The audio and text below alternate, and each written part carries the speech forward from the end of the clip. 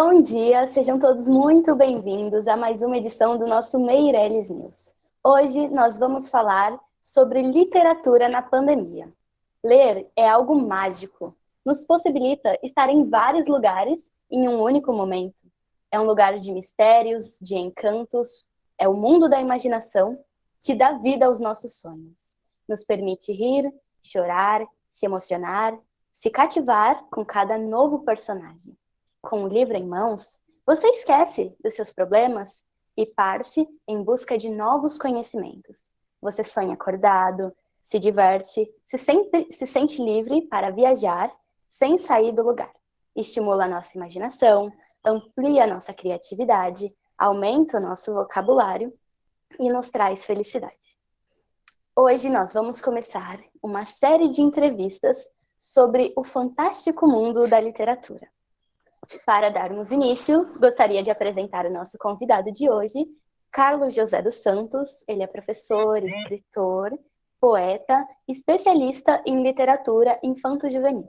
Algumas de suas obras são os poemas adolescentes, poemas maduros e os palermas. Bom dia, Carlos. Você pode falar para a gente quando você descobriu que seria um escritor e quais foram as suas maiores inspirações? Bom dia, Jéssica, e bom dia também para todas as pessoas que estão ou irão assistir a esse vídeo, não é? Bom, eu comecei a escrever bem cedo, bem novinho, sabe? Eu tinha uns 10 anos de idade, era um menininho, quando eu descobri que eu poderia ser um escritor também, né? E isso só se deu por causa das minhas leituras da época, não é? Eu lembro que os livros eram muito caros naquela época, na minha infância, e a gente não tinha livro em casa e a biblioteca da escola também. Aliás, a escola onde eu estudava nem tinha biblioteca, então não tinha como levar livro para casa, né? Então eu ficava pedindo para meus pais comprar alguma coisa, arrumar alguma coisa para que eu pudesse ler. E as minhas primeiras leituras foram com histórias em quadrinhos, que naquela época nós chamávamos de gibi, né? Então elas me inspiraram, né? Primeiro a desenhar, quando eu era criança eu desenhava muito, né? E através dos desenhos eu ia criando personagens, inventando personagens, para depois, então, começar a escrever. Agora, a maior inspiração mesmo se deu quando eu li um livro chamado O Menino do Dedo Verde, que é de um autor francês chamado Maurice Druon, e conta a história de um menino que ele tinha um poder mágico no polegar, que em todo lugar que ele tocasse aquele dedo, ele faria nascer plantas, flores maravilhosas, jardins perfeitos, né? E é uma história muito linda, uma história de encanto, e eu acabei me apaixonando por essa história, e depois, então, bateu aquela pergunta: será que eu posso ser escritor também? E foi então, aí com os 10 anos de idade, que eu escrevi o meu primeiro livro. Foi o primeiro livro que eu escrevi, mas também não foi o primeiro livro que eu publiquei. Aliás, eu nem publiquei esse livro ainda, porque um livro de infância, né, de criança, né, tem muita coisa para a gente rever, não é mesmo? Então, mas as minhas maiores inspirações, como você me perguntou, então vieram desses autores da época que eu lia naquela época, que eram o José Mauro de Vasconcelos, que era Maria José do Pré, que era Odete de Barros Mottes, são Ana Maria Machado, Ruth Rocha, esses autores que muitos já faleceram, né? Não estão mais aqui, e muitos ainda estão vivos, como Ana Maria Machado, Ruth Rocha, né? Pedro Bandeira. Essas são as minhas inspirações. Você tem algum assunto ou gênero preferido para você escrever? E algumas das histórias que você escreveu, tem algumas delas ou uma delas que te define? Bom, essa pergunta de definir é muito interessante, porque deixa a gente assim, numa situação assim, muito de felicidade, né? Porque a gente gosta de falar da identificação que o livro que a gente fez, que é uma criação da gente, tem com a gente, não é mesmo? Bom, mas assim, sobre gênero, eu gosto muito da comédia, eu gosto muito do humor, né? Então, e a literatura infantil, ela é muito assim, bem humorada, né? Bem divertida, ela é lúdica, ela brinca o tempo todo e ela faz rir, não é? Então eu me enveredei pela literatura infantil por causa desse humor inocente, desse humor ingênuo, que é o humor assim da criança. E inclusive até eu escrevi uma série chamada Histórias da Lua Cheia, que um certo dia eu falei assim, bom, eu vou escrever histórias de terror, né? Mas eu quero escrever aquelas histórias assim para assustar mesmo os leitores, né? E comecei a tentar. Só que quando eu terminei de escrever o livro, eu vi que a minha história não causava medo, mas causava riso.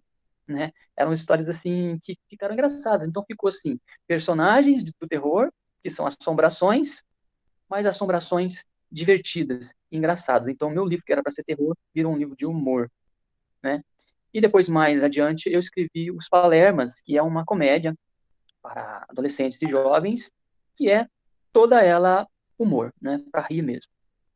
O livro que me define não foi publicado ainda, né?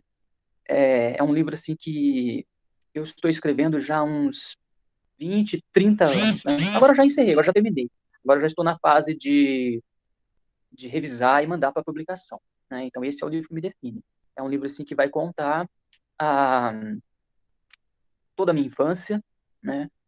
É, tudo isso que eu estou falando aqui, falando agora para vocês, que é da minha vida, né? De quando eu comecei a escrever, de quais eram os meus personagens, tudo isso vai estar contido nessa obra, né? Que por enquanto vai se chamar Fauna e Flora. E nesse período de quarentena, como escritor, você encontrou alguma dificuldade? Olha, realmente, esse momento de quarentena assim não foi assim para mim, particularmente, um bom momento para me inspirar, não, né?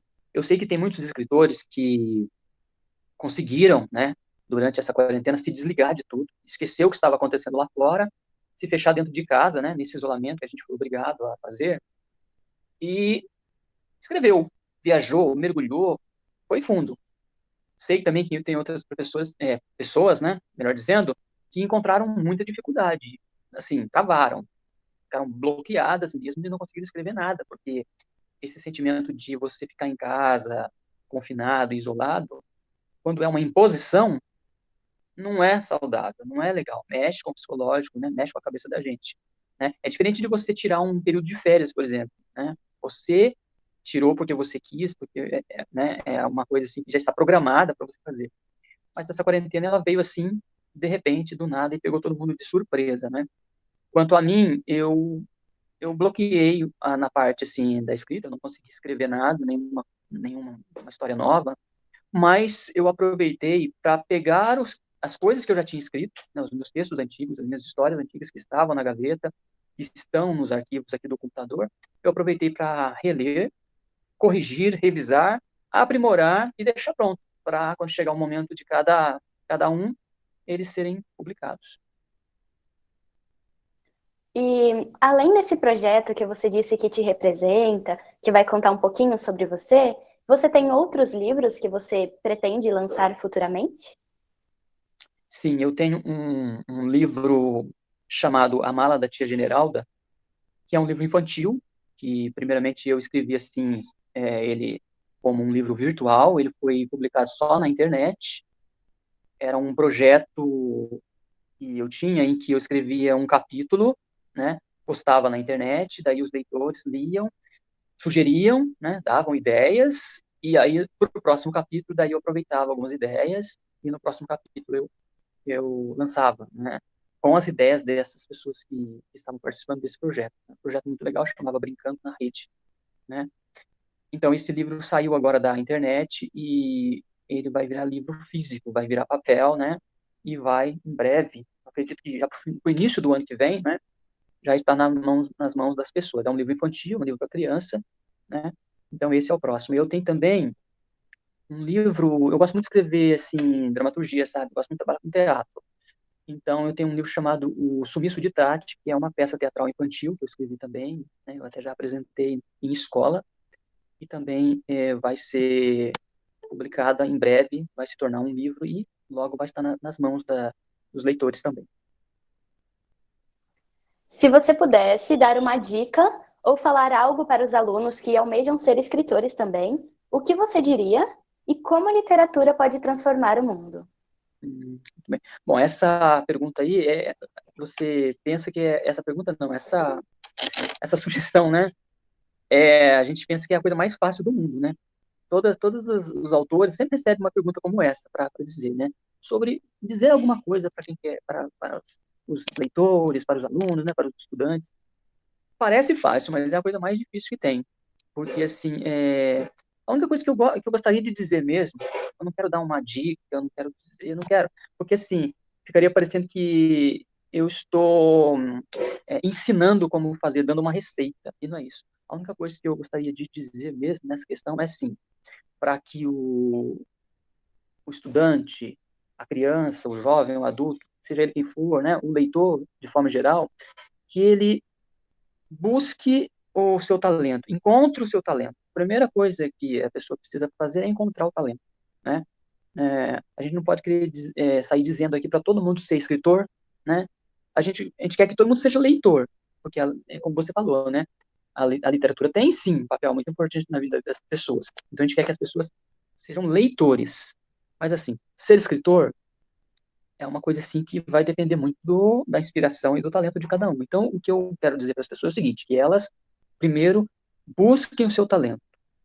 Tentem encontrar a sua inspiração, descobrir, se autoconhecer, descobrir, né, qual é o seu objetivo de vida, né, qual é o seu sentido de vida e aplicar todo o esforço, né, focar naquilo, para que ela possa se desenvolver e ser feliz, porque o maior objetivo que a gente tem que almejar nesta vida, a maior meta é a felicidade, é encontrar a felicidade, né?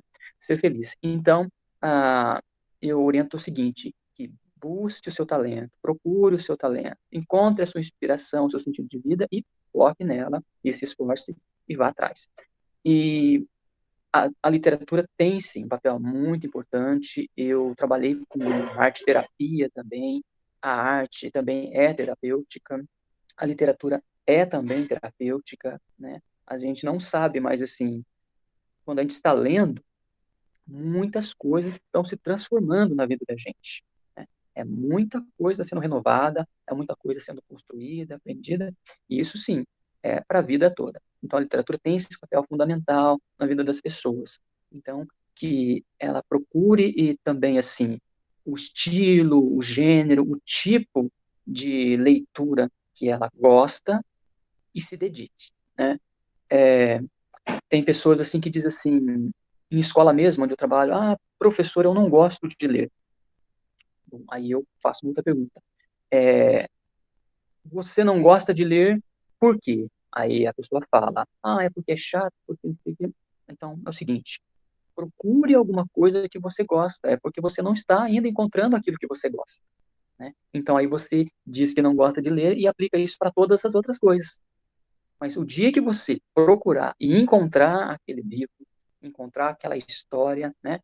Encontrar aquele texto que mexa com você, aí você nunca mais vai dizer que não gosta de ler. Você vai dizer assim, eu não gosto de ler comédia, mas eu gosto de ler é, histórias de super-heróis, aventuras, entendeu?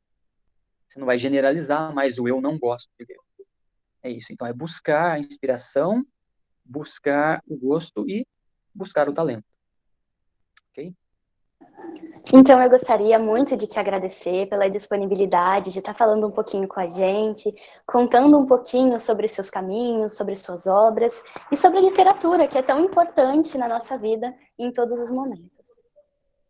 Agradeço a Ok. você e agradeço a todos que estão nos assistindo. Tchau, fiquem bem e até a próxima edição. Tchau, obrigado a você e obrigado a todos que estão participando.